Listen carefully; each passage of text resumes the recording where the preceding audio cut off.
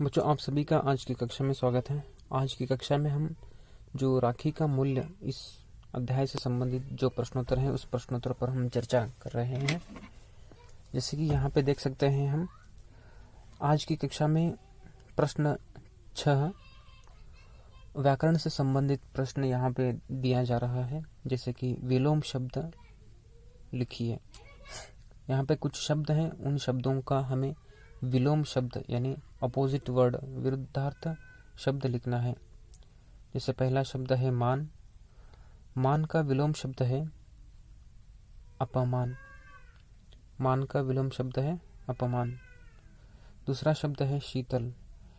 शीतल का विलोम शब्द है उष्ण। शीतल का विलोम शब्द है उष्ण। तीसरा जो शब्द है वीरता।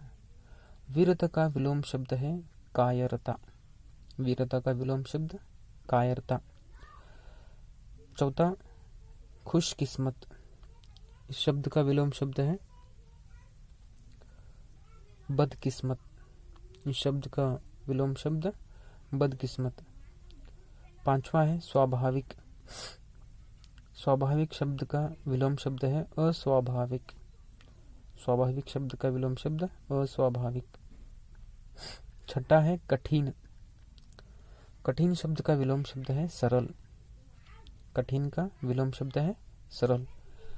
इस प्रकार यह 6 विलोम शब्द यहाँ पे दिए गए हैं। अगला प्रश्न है 7। न, नहीं और मत का प्रयोग करते हुए प्रत्येक के 2-2 वाक्य बनाइए। हमें यहाँ पे न, नहीं और मत का प्रयोग करते हुए 2-2 वाक्य बनाना है। जैसे कि पहला यहाँ पे है न। इसको न को वाक्य में प्रयोग करना है। वह आज स्कूल न आ सकेगा। वह आज स्कूल न आ सकेगा। दूसरा है वह आम न खा सकेगा। वह आम न खा सकेगा। दूसरा वाक्य है नहीं। रमेश प्रतियोगिता में भाग नहीं लेगा। रमेश प्रतियोगिता में भाग नहीं लेगा।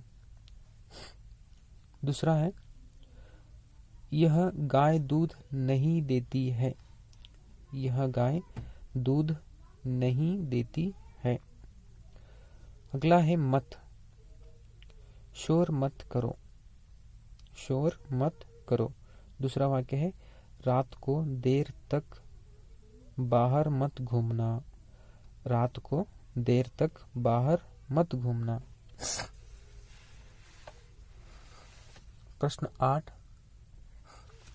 यहाँ पे 8वां प्रश्न जो यहाँ पे व्याकरण से संबंधित है, जो संज्ञा से संबंधित है। जैसे कि सबसे पहले हम यहाँ पे देख सकते हैं कि व्यक्तिवाचक संज्ञा किसे कहते हैं और जातिवाचक संज्ञा किसे कहते हैं और भाववाचक संज्ञा किसे कहते हैं। सबसे पहले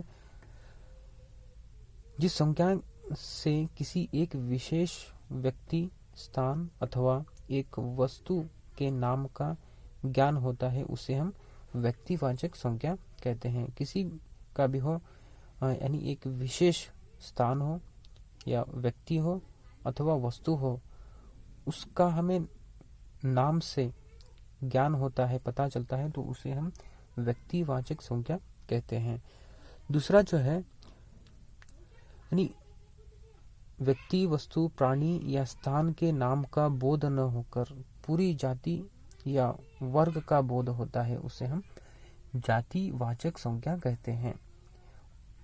यानी कि हमें किसी व्यक्ति, वस्तु, प्राणी या स्थान का बोध न होकर हमें उसके पूरी जाति का, पूरे वर्ग का बोध होता है, पूरे वर्ग का पता चलता है, तो उसे हम व्यक्तिवाचक संज्ञा कहते हैं।